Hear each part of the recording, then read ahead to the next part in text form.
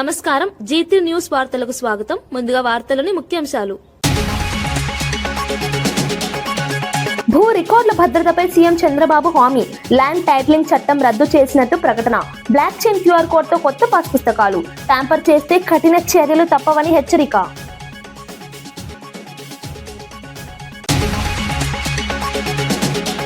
విత్తన పత్తి రైతుల బకాయిలపై కవిత ఆగ్రహం. జీవోటీ ఫలితాలు వచ్చినా చెల్లింపులు లేవన్న ఆరోపణ. కంపెనీలు రైతులను నష్టపరుస్తున్నాయన్న విమర్శ. పెండింగ్ బకాయిలు వెంటనే విడుదల చేయాలన్న డిమాండ్.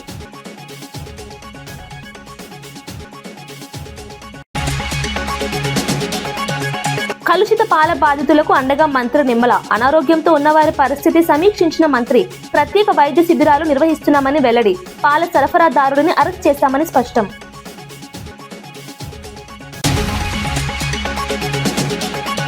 కాజీపేట డివిజన్ పై హరీష్ రావు సవాల్. విశాఖకు డివిజన్ ఇస్తే కాజీపేటకు ఎందుకు లేదన్న ప్రశ్న. ప్రాంతీయ సమతుల్యం కోసం జోన్ అవసరమన్న వ్యాఖ్య. కాజీపేటకు న్యాయం చేయాలని కేంద్రానికి డిమాండ్.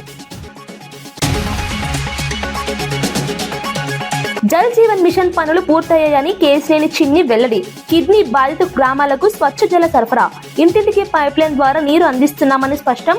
గ్రామాల అభివృద్ధికి మరిన్ని పనులు చేపడతామన్న హామీ.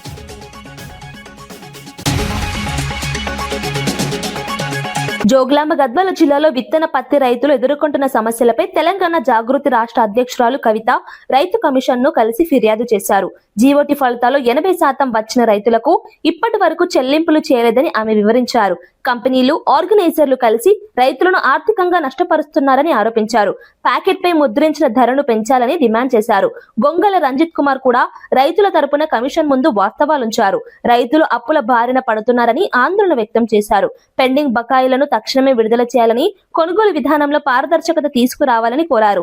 రైతుల శ్రమకు తగిన ప్రతిఫలం అందేలా చర్యలు తీసుకోవాలని విజ్ఞప్తి చేశారు. ప్రభుత్వం వెంటనే జోక్యం చేసుకుని సమస్య పరిష్కరించాలన్నారు. రేట్లు పెంచాల్సినటువంటి రేట్లను పెరిగిన పెట్టుబడులకు అనుగుణంగా రేట్లను పెంచాల్సినటువంటి తరుణంలో రేట్లు తగ్గిస్తామని రైతులను కరెక్ట్గా భయాందోళన చేస్తున్నారు. సేమ్ మళ్ళీ కూడా వడ్డీల రూపకంగా రైతుల నుంచి దోపిడీ మళ్ళీ అదే రకంగా జరుగుతూ ఉన్నది. మళ్ళీ భూములు అట్లనే తీసుకుంటా ఉన్నారు. దీనిపైన ఒక స్పష్టమైనటువంటి ఒక పారదర్శకత తీసుకురావాల్సిన అవసరం ఉన్నది. త్రైపాక్షిక ఒప్పందాలు చేసుకుంటామని హామీ ఇచ్చినప్పటికీ కూడా గత ప్రభుత్వం నుంచి కూడా ఇప్పటిదాకా హామీలు ఇస్తున్నారు తప్ప ఆ హామీలు అమలు కావడం లేదనేది అటువంటి రైతుల ఆవేదన. దాదాపు 50,000 ఎకరాలు సాగు చేస్తుంది సార్. 50,000 ఎకరాలకు పైగా విత్తన పత్తిని సాగు చేస్తున్నారు. మొత్తం దేశం మొత్తానికి సీడ్ హబ్గా విత్తన హబ్గా జోగులాంబ గద్వాల జిల్లా పరిస్థితి జరిగింది సార్. 1,500 నుంచి 2,000 కోట్ల వ్యాపారం నడుస్తుంది సార్. ఇందాక మేడం గారు చెప్పినట్లు వడ్డీల దోపిడీ, కమిషన్ దోపిడీ, భూములు ముంచుకోవడము, జీవోటీ ఫలితాల్లో ట్రాన్స్ఫరెన్స్ లేకపోవడం, ఫెయిల్ కాకుండా కూడా ఫెయిల్ అని చెప్తే మేము గతంలో కొట్లాడి 20 కోట్ల రూపాయల పైసలు కూడా ఇప్పించాం సార్. అంటే ఆర్టీఐ యాక్ట్ ప్రకారం ఇక్కడ ఉన్నటువంటి ప్రిన్సిపల్ సెక్రటరీ రాహుల్ బజా గారి కలిసి కంపెనీల మీద ఒత్తిడి తీసుకొచ్చి ఆ ఫెయిల్ అయిన లిస్ట్ తీసుకుంటే కంపెనీలు ఏమో 10 లాఖలు ఫెయిల్ అయినాయని చెప్తే వీళ్ళేమో ఇంకొక 10 యాడ్ చేసి చెప్తున్నారు మధ్యవర్తి ఆర్గనైజర్. దానికి ఒక ట్రాన్స్ఫరెన్స్ లేదు సార్. ఇట్లా ఒక ఎక్సెల్ షీట్ కొట్టించి ఇచ్చేస్తారు. అయితే ఫెయిల్ అంటే ఫెయిల్ అని కొట్టించి ఇచ్చేస్తారు తప్ప ఇది ఏందనేది కాదు. ఇవన్నీ ఇప్పుడు మీరు ముందు కూడా 80% అబౌవ్ ఉన్నట్టు సార్. 80% అబౌవ్ ఉన్నప్పటికీ కూడా ఇప్పుడు దీన్ని పేమెంట్ చేయకుండా అడ్డుకున్నటువంటి పరిస్థితి ఉంది సార్. చాలా మంది రైతులు జిల్లా నుంచి కూడా ఇంకా రైతులు వచ్చారు, కింద కూడా వెయిట్ చేస్తున్నారు సార్.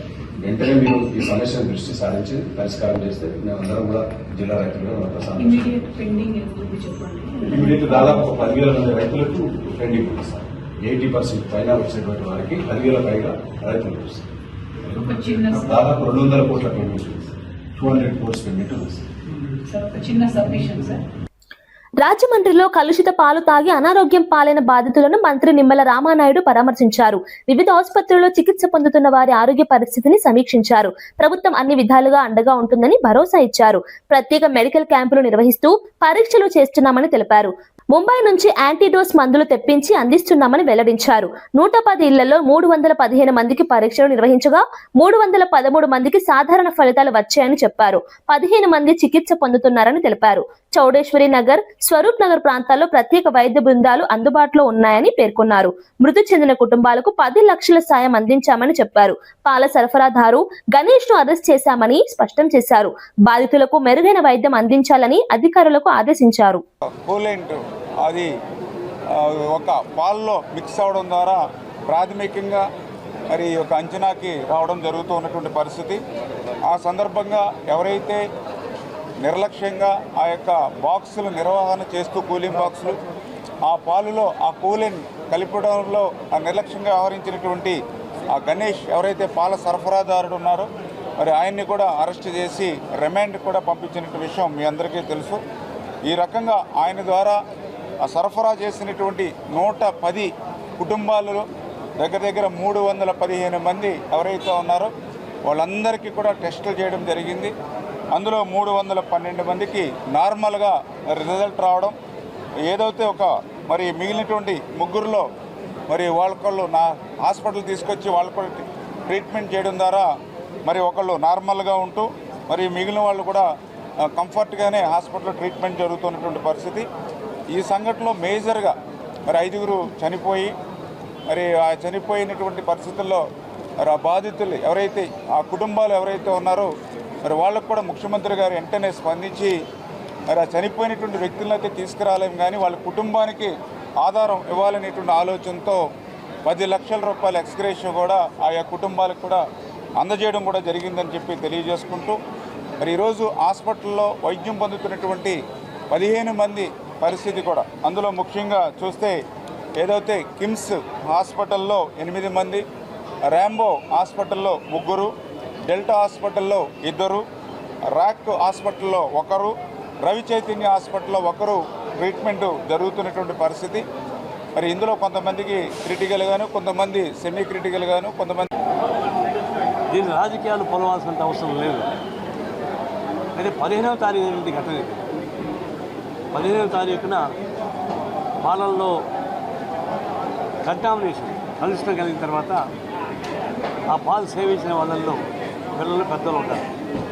పెద్దవాళ్ళు ఎక్కువ మంది ఉన్నారు. 15 జరిగితే 19 దాకా వెలుగులోకి రాలే. 19 నుంచి ఇప్పటికి 28, దాదాపు 10 రోజులు. అంటే సకాలంలో విజిలెన్స్ వ్యవస్థ ఫెయిల్ అయిపోయింది. సకాలంలో జరిగిన ఘటనని తెలుసుకోలేకపోయారు. మీకు మండల స్థాయి నుంచి జిల్లా స్థాయి, రాష్ట్ర స్థాయి దాకా స్పెషల్ బ్రాంచెస్ ఉన్నాయి. ఏదో నగరం చుట్టూ మా చుట్టూ తిరిగే కాదు, సమస్య చుట్టూ తిరగాలి కదా. మరి 5 రోజుల పాటు వెనక్కి రాలేదా? ఆ తర్వాత వచ్చి హాస్పిటల్ అడ్మిట్ అయ్యారు. చేతుగాలిన కాకులు పట్టినట్టుగా ఆలస్యం. ఇది చాలా దురదృష్టం. ఇంకా ప్రమాదవశాత్తు ఉన్నారు. పిల్లలు 3, మీరు పెద్దవాళ్ళకి 9 మంది. చాలా సీరియస్గానే ఉంది. వారికి సంబంధించిన వైద్యం అదంతా మనం మాట్లాడుకోవచ్చు. సకాలంలో వైద్య వ్యవస్థ మొత్తం కార్పొరేటీకరణ అయిన తర్వాత మండల స్థాయిలో, జిల్లా స్థాయిలో ప్రభుత్వ ఆసుపత్రులు సకాలం పనిచేయడం లేదు. హెల్త్ ఆఫీసర్స్ సరిగ్గా పనిచేయడం లేదు. ఇంటింటికి వచ్చి మీరు బాగున్నారని చెప్పేసి తనకు దగ్గర చెప్తుంటారు. మరి వాళ్ళు ఏమయ్యారు?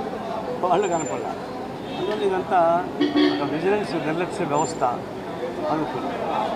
ఇప్పుడు పాలనలో ఎదగలిపినట్టు ఎవరు చెప్పాలి. హెరిటేజ్ మెయింటైన్ చేస్తారు కదా, మీకు అనుభవం ఉంది. ముఖ్యంగా చంద్రబాబు నాయుడు మరి చిన్న వాళ్ళు పాలు వెండర్స్ ఉంటారు.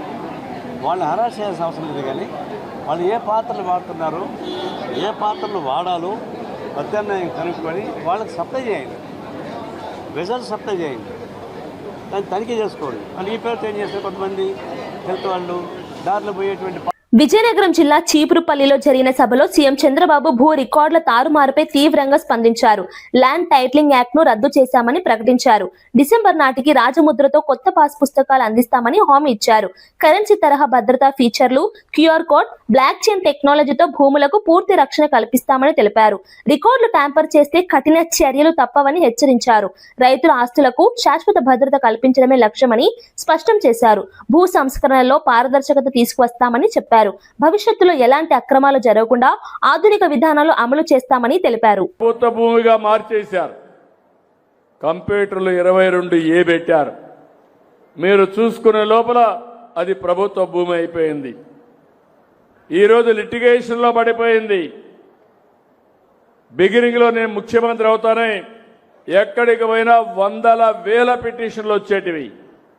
ఏంటని చూస్తే అందరూ మా భూమి పలాయన కొట్టేశాడు, 1122A కింద పెట్టాడు, విభేదాలు వచ్చాయి, మీరు ఎట్లా పరిష్కారం చేస్తారో చేయమని బాధపడ్డారు.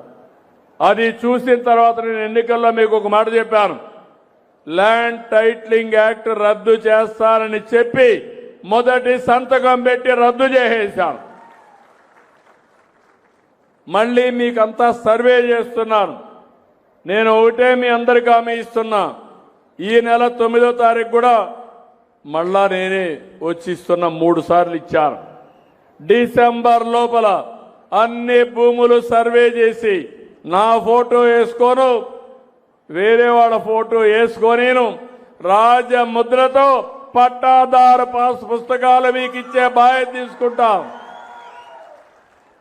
అదే మాదిరిగా మీ దగ్గర కరెన్సీ, డబ్బుల కరెన్సీ ఎట్టుంటుందో అలాంటి ఫ్యూచర్స్ పెట్టి ఎవ్వరు ట్యాంపర్ చేయకుండా మీకు పట్టాదారు పాస్ పుస్తకాలు ఇస్తా. క్యూఆర్ కోడ్ పెట్టాం. ఆ క్యూఆర్ కోడ్ వల్ల ఎప్పటికప్పుడు మీ భూమి ఒకసారి మీరు చూసుకోవచ్చు. మీ సర్వే నెంబర్, సబ్ డివిజన్ ఏంటి, ఎల్ఎల్ఎం అవన్నీ కూడా అందులో ఉంటాయి. మీకు 4 సర్వే నెంబర్లో 10 దగ్గర భూమి ఉంటే ఆ డీటెయిల్స్ అన్నీ ఉంటాయి. ఎవరైనా మీకు తెలియకుండా భూమిని మార్చేసి ఎప్పుడు కావాలంటే అప్పుడు చూసుకునే ఏర్పాటు చేస్తా. రెండవది, రికార్డ్స్ అన్ని బ్లాక్ చైన్ టెక్నాలజీలో పెడతాను. ఎవ్వరు కూడా ట్యాంపర్ చేయని విధానానికి శ్రీకారం చుట్టాను. ఒకవేళ ఎవరైనా ట్యాంపర్ చేసి ఎవరు చేశారో కనుక్కొని వాళ్ళని కఠినంగా శిక్షించే వ్యవస్థకు శ్రీకారం చుట్టాను. ఇరాన్ పై అమెరికా భారీ సైనిక చర్యలు చేపట్టిందని ట్రంప్ ప్రకటించారు. ఇరాన్ పాలకుల నుంచి ప్రజలను రక్షించడమే లక్ష్యమని తెలిపారు. ఉగ్రవాదానికి ఇరాన్ మద్దతు ఇస్తోందని ఆరోపించారు. నిరసనలు చేస్తున్న సొంత పౌరులపై కూడా దాడులు జరుగుతున్నాయని విమర్శించారు. అణు ఆయుధాల కార్యక్రమాలు నిలిపివేయాలని డిమాండ్ చేశారు. ఉగ్రవాద పాలనలో ఉన్న దేశానికి అణు ఆయుధాలు ఉండకూడదని స్పష్టం చేశారు. తమ హెచ్చరికలను పట్టించుకోకపోతే ఇరాన్ను నాశనం చేస్తామని తీవ్రంగా హెచ్చరించారు. ఈ ప్రకటనతో అంతర్జాతీయ వేదికపై ఉద్రిక్తతలు పెరిగాయి. ప్రపంచ దేశాలు ఈ పరిణామాలపై ఆందోళన వ్యక్తం చేస్తున్నాయి. Overseas and our allies throughout the world. For 47 years, the Iranian regime has chanted death to America and waged an unending campaign of bloodshed and mass murder, targeting the United States, our troops, and the innocent people in many, many countries. Among the regime's very first acts was to back a violent takeover of the U.S. Embassy in Tehran, holding dozens of American hostages for 444 days. In 1983, Iran's proxies carried out the Marine barracks bombing in Beirut that killed 241 American military personnel. In 2000, they knew and were probably involved with the attack on the USS Cole. Many died. Iranian forces killed and maimed hundreds of American service members in Iraq. The regime's proxies have continued to launch countless attacks against American forces stationed in the Middle East in recent years, as well as U.S. naval and commercial vessels in international shipping lanes. It's been mass terror, and we're not going to put up with it any longer. From Lebanon to Yemen and Syria to Iraq, the regime has armed, trained, and funded terrorist militias that have soaked the earth with blood and guts. And it was Iran's proxy, Hamas, that launched the monstrous October 7th attacks on Israel, slaughtering more than 1,000 innocent people, including 46 Americans, while taking 12 of our citizens hostage. It was brutal. Something like the world has never seen before. Iran is the world's #1 state sponsor of terror and just recently killed tens of thousands of its own citizens on the street as they protested. It has always been the policy of the United States, in particular my administration, that this terrorist regime can never have a nuclear weapon. I'll say it again, they can never have a nuclear weapon. That is why in Operation Midnight Hammer last June, we obliterated the regime's nuclear program at Fordow, Natanz, and Isfahan. After that attack, we warned them never to resume their malicious pursuit of nuclear weapons, and we sought repeatedly to make a deal. We tried. They wanted to do it. They didn't want to do it. Again, they wanted to do it. They didn't want to do it. They didn't know what was happening. They just wanted to practice evil. But Iran refused, just as it has for decades and decades. They've rejected every opportunity to renounce their nuclear ambitions, and we can't take it anymore. Instead, they attempted to rebuild their nuclear program and to continue developing long-range missiles that can now threaten our very good friends and allies in Europe, our troops stationed overseas, and could soon reach the American homeland. Just imagine how emboldened this regime would be if they ever had and actually were armed with nuclear weapons as a means to deliver their message. For these reasons, the United States military is undertaking a కోకాపేటలోని Sharada పీఠం భూమిని ప్రజాహితం కోసం ప్రభుత్వం స్వాధీనం చేసుకుంటే BRS నేతలు తప్పుడు ప్రచారం చేస్తున్నారని ఎంపీ చామల కిరణ్ కుమార్ రెడ్డి విమర్శించారు. ప్రజాప్రభుత్వానికి మైలేజ్ వస్తుండటాన్ని ఓర్వలేక చిల్లర రాజకీయాలకు దిగుతున్నారని ఆరోపించారు. అభివృద్ధి కార్యక్రమాలను వక్రీకరించడం సరికాదన్నారు. ప్రజల్లో అపోహలు సృష్టించడం బాధ్యతారహిత్యమన్నారు. భూమి వినియోగం పూర్తిగా ప్రజా ప్రయోజనాల కోసమేనని స్పష్టం చేశారు. రాజకీయ లాభం కోసం అసత్య ప్రచారం మానుకోవాలని సూచించారు. అభివృద్ధి కార్యక్రమాలకు సహకరించాలని కోరారు. ప్రజలు గమనించాలి, ఈ సోషల్ మీడియా ద్వారా జరిగే చెడు ప్రచారము కేవలం ఇది రాజకీయం కోసమే చేస్తుర్రు. మిమ్మల్ని అందరినీ డైవర్ట్ చేయడానికి మీ అటెన్షన్. వాస్తవంగా కాంగ్రెస్ పార్టీకి వాళ్ళు చెప్పే అబద్ధాలు సంబంధం లేదు. కాంగ్రెస్ పార్టీ ఈ రోజు మంచినీటి కోసము, ఈ రోజు మూసీ నది కోసము, ఈ రోజు హైదరాబాద్ నగరాన్ని ప్రపంచ ప్రఖ్యాతి నగరంగా తీర్చిదిద్దే ఒక లక్ష్యంతో రేవంత్ రెడ్డి గారు ముందుకు పోతుండ్రు. ఇవాళ కోర్ అర్బన్ ఏరియా ఏదైతే మనం డెవలప్ చేద్దాం అనుకుంటున్నామో రింగ్ రోడ్ లోపల వీలైనంత మటుకు అన్ని, అంటే వీలైనంత మటుకు మెట్రో కానీ, వీలైనంత మటుకు మూసీ ప్రక్షాళన కానీ, ఇవన్నీ చేయాలనేది ఎవరి కోసము? ఎందుకు మనం కోర్, ప్యూర్, రేర్ అని ఒక తెలంగాణను డివైడ్ చేసుకొని మరీ డెవలప్మెంట్ ప్రాతినిధ్యాన్ని ముందుకు పోతున్నాం? ఎందుకు గ్రీన్ ఫీల్డ్ రోడ్లు వేసుకుంటున్నాం 2 సిటీల మధ్య నాటు కిందికి చెన్నై దాకా? ఎందుకు ఇండస్ట్రియల్ క్యారిడార్స్ ని బిల్డప్ చేద్దాం అనుకుంటున్నాం? మన పిల్లలకు ఉద్యోగాల కోసం కాదా? ఎందుకు రేడియల్ రోడ్స్ వేద్దాం అనుకుంటున్నాం? ఫాస్టెస్ట్ కనెక్టివిటీ పెంచడానికే కదా. మరి ఏది అడ్డుపడదామని? ఎక్కడ కూడా రోడ్ వేయొద్దు, ఎక్కడ కూడా భూమి తీసుకోవద్దు, ఎక్కడ కూడా అడ్డుపడాలి. ఎట్లా హైదరాబాద్ డెవలప్ చేసుకుంటాం? ఎట్లా మన పిల్లల భవిష్యత్తు గురించి పనిచేస్తాం? ఎట్లా మన పిల్లల భవిష్యత్తుకు ఉద్యోగాలు ఇప్పించుకోగలుగుతాం? కాబట్టి తెలంగాణ ప్రజలు అప్రమత్తంగా ఉండాలి. వీళ్ళకు ఒకటే ఒక పని, రోజు తప్పించి రోజు, ఒక రోజు బామ్మర్ది వస్తాడు, ఒక రోజు బావ వస్తాడు. వీళ్ళిద్దరికి ఏం పని లేదు. వీళ్ళ పని ఒకటే పని. వాళ్ళ పొజిషన్ ఏందో తెలియదు, మేము అపోజిషన్ అనుకుంటాం. అపోజిషన్ అంటే కన్స్ట్రక్టివ్ అపోజిషన్ ఉండాలి. మేము 10 ఏళ్ళు మేము అపోజిషన్లో ఉన్నాం, కానీ రోజు తప్పించి రోజు మీరు చేస్తున్న పనులు అడ్డుకోలే. మిమ్మల్ని ప్రజలు ఎన్నుకుర్రు, మీరే పని చేస్తారన్న ఉద్దేశంతో ఉంటే నిట్టేటను ముంచిపోయారు. మీరు చేసిన పరిపాలన దరిద్ర పరిపాలన కాబట్టి ఆచితూచి చేయాల్సి వస్తుంది. మాకు రూపాయికి చిల్లర పైసల కోసం భూములు దారదత్తం చేసినటువంటి దరిద్ర పాలన ఇది. ఫ్యూచర్ ప్రయోజనాల కోసం ఏమాత్రం ఆలోచించకుండా ఒక్క రూపాయికి మీరు కోకాపేట ప్రాంతంలో, నియోపోలిస్ ప్రాంతంలో ఇక్కడ 150 కోట్లకు ఎకరం పోయే దగ్గర మీరు రూపాయి ఇచ్చిర్రంటే అది మీరు శంషాబాద్ ఇవ్వచ్చు, ఇంకెక్కడన్నా రింగ్ రోడ్ బయట కూడా ఇవ్వచ్చు. కనెక్టివిటీ ఉంది. దేవుణ్ణి దర్శించుకోనికి ప్రజలు ఎక్కడికైనా పోతారు.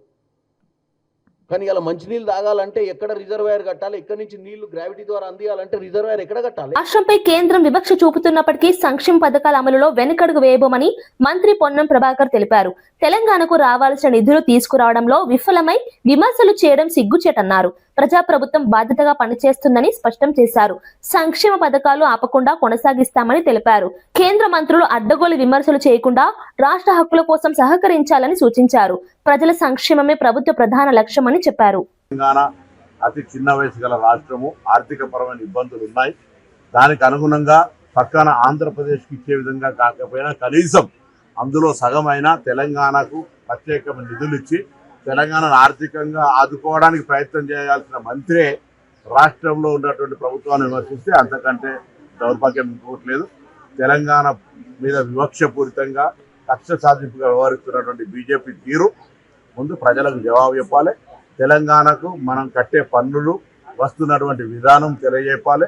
తెలంగాణకు వీలైతే కేంద్రం మీద ఒత్తిడి తెచ్చి నిధులు తీసుకురావడానికి ప్రయత్నం చేయాలని మంత్రి గారిని కోరుతాం. భరోసా ఇస్తున్నామా?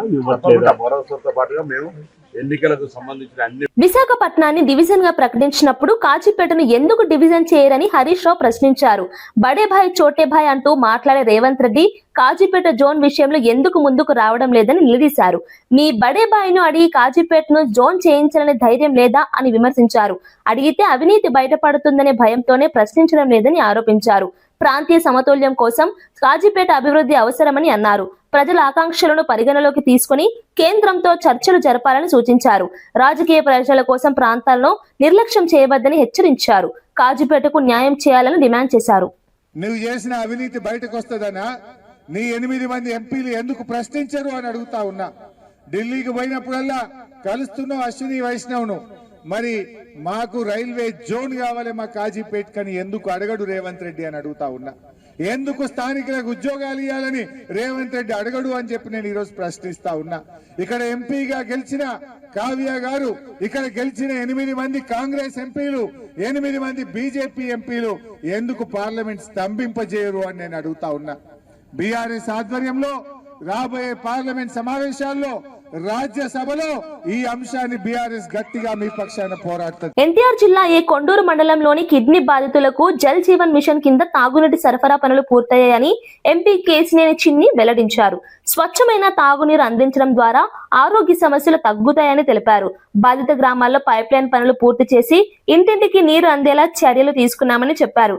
కిడ్నీ సమస్యలతో బాధపడుతున్న కుటుంబాలకు ఇది ఉపశమనం కలిగిస్తుందని పేర్కొన్నారు. ప్రజల ఆరోగ్యాన్ని దృష్టిలో పెట్టుకుని మౌలిక వసతులు మెరుగుపరుస్తున్నాయని అన్నారు. కేంద్ర రాష్ట్ర పథకాల సమన్వయంతో పనులు వేగంగా పూర్తయ్యాయని వివరించారు. గ్రామాల అభివృద్ధికి మరిన్ని కార్యక్రమాలు చేపడతామని హామీ ఇచ్చారు. మొత్తం మీద ఆర్డబ్ల్యూఎస్ వారి ట్యాంకులు మొత్తం సుమారు 55 ట్యాంకులు, పాత ట్యాంకులు కానీ కొత్త ట్యాంకులు రిపేర్లు, కొత్త ట్యాంకులు 15 ట్యాంకులు కానీ పరిస్థితి ఏంటో పరిశీలించి సుమారు అన్ని ట్యాంకులు కూడా పూర్తయినాయి. ఇంకొక 15 రోజుల్లో దీన్ని ప్రారంభోత్సవ కార్యక్రమం కూడా ఉండబోతుంది. కాబట్టి కిడ్నీ బాధితులకి పెద్ద ఉపశమనం. మంచినీరు కూడా కృష్ణానది నుంచి విజయవాడ నుంచి ఇక్కడికి రావచ్చింది. ప్రతి ఇంటికి నీటి బోట్ ప్రతి చివరి వరకు నీటి ఇవ్వాలనే గౌరవ ముఖ్యమంత్రి గారు కానీ పవన్ కళ్యాణ్ గారి ఆలోచన. తప్పకుండా కూటమి ప్రభుత్వం అధికారంలోకి వచ్చింది కాబట్టి ఒకటే ప్రభుత్వమే కాదు ప్రజాప్రతినిధులు మేమందరం కూడా మేము తలా తోచిన విధంగా సహాయం చేస్తా కిడ్నీ రహిత ప్రాంతంగా ఈ ప్రాంతాన్ని ముందుకు తీసుకెళ్తామని తెలియజేసుకుంటూ అందరికీ ధన్యవాదాలు. అత్యవసర పరిస్థితుల్లో బాధితులను సమర్థంగా కాపాడేందుకు స్టార్ హాస్పిటల్ అంతర్జాతీయ ప్రమాణాలతో ఎమర్జెన్సీ ప్రోటోకాల్ హ్యాండ్ బుక్ ను ఆవిష్కరించింది. వైద్య సిబ్బంది వేగంగా స్పందించేందుకు మార్గదర్శకాలతో ఈ పుస్తకం రూపొందించినట్లు నిర్వాహకులు తెలిపారు. అత్యవసర చికిత్స విధానాలు, ప్రాథమిక సంరక్షణ చర్యలు ఇందులో పొందుపరిచారని పేర్కొన్నారు. అంతర్జాతీయ ప్రమాణాలకు అనుగుణంగా శిక్షణ ఇవ్వడం లక్ష్యమని వివరించారు. అత్యవసర సమయాల్లో సమన్వయం మెరుగుపడేందుకు ఇది ఉపయోగపడుతుందని చెప్పారు. రోగుల ప్రాణరక్షణలో వేగం, ఖచ్చితత్వం పెరుగుతుందని ఆశాభావం వ్యక్తం చేశారు. వైద్య రంగంలో నూతన ప్రమాణాలు తీసుకురావడమే లక్ష్యమన్నారు.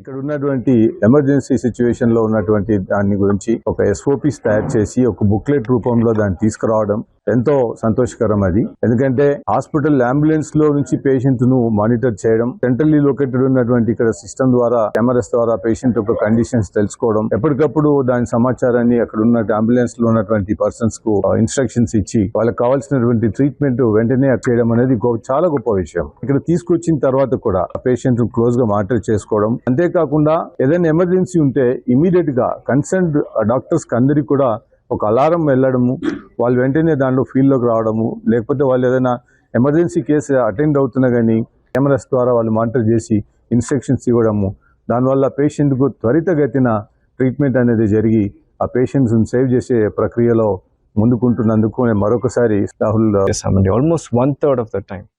హైదరాబాద్ బంజారా హిల్స్ లో మల్టీ జోన్ ఫ్లైఓవర్ ప్రాజెక్టు పనులను సిపి సజ్జనార్ పరిశీలించారు.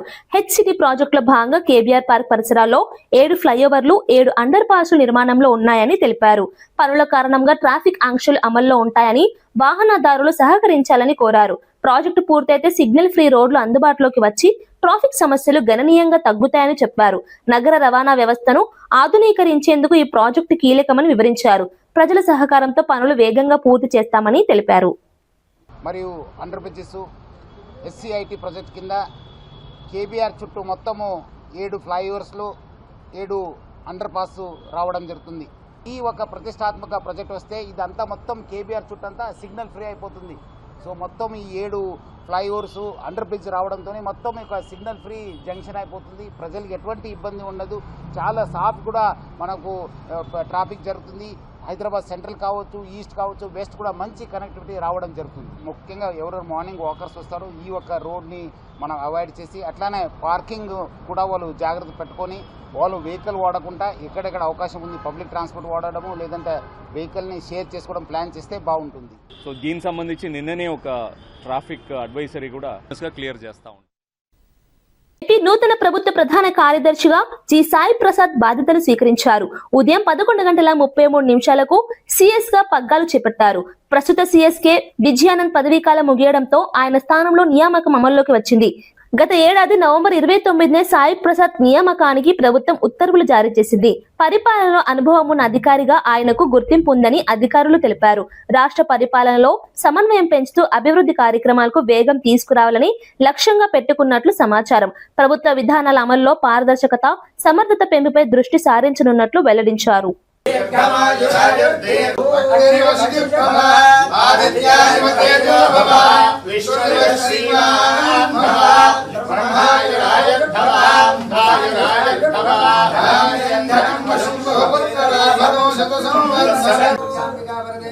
అనుగ్రహ ప్రసాద సిద్ధిరస్తు.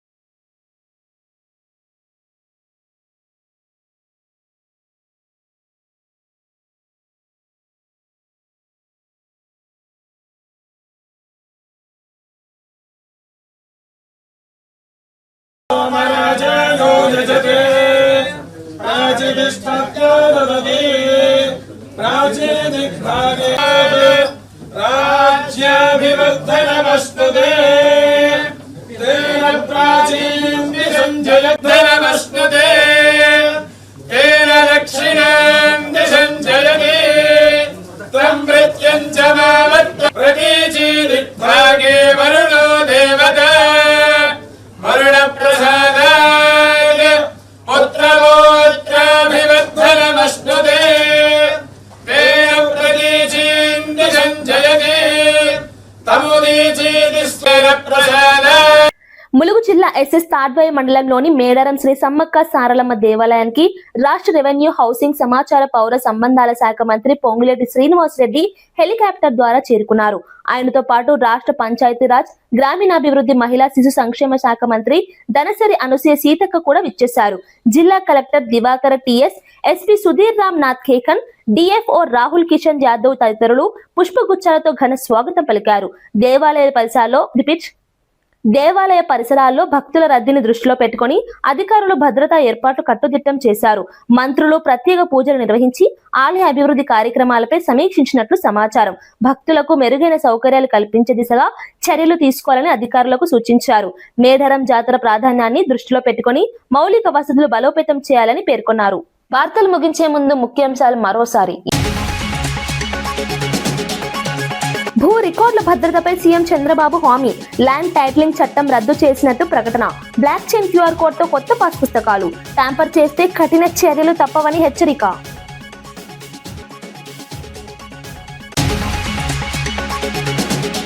విత్తన పత్తి రైతుల బకాయిలపై కవిత ఆగ్రహం. జీవోటీ ఫలితాలు వచ్చినా చెల్లింపులు లేవన్న ఆరోపణ.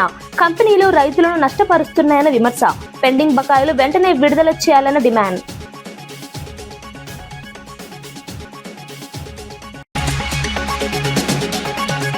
కలుషిత పాల బాధితులకు అండగా మంత్రి నిమ్మల. అనారోగ్యంతో ఉన్నవారి పరిస్థితి సమీక్షించిన మంత్రి. ప్రత్యేక వైద్య శిబిరాలు నిర్వహిస్తున్నామని వెల్లడి. పాల సరఫరాదారుడిని అరెస్ట్ చేశామని స్పష్టం.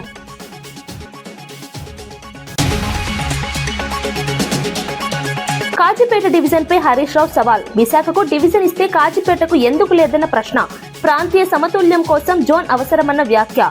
కాజీపేటకు న్యాయం చేయాలని కేంద్రానికి డిమాండ్. జల్ జీవన్ మిషన్ పనులు పూర్తయ్యాయని కేశినేని చిన్ని వెల్లడి. కిడ్నీ బాధిత గ్రామాలకు స్వచ్ఛ జల సరఫరా, ఇంటింటికి పైప్ లైన్ ద్వారా నీరు అందిస్తున్నామని స్పష్టం. గ్రామాల అభివృద్ధికి మరిన్ని పనులు చేపడతామన్న హామీ.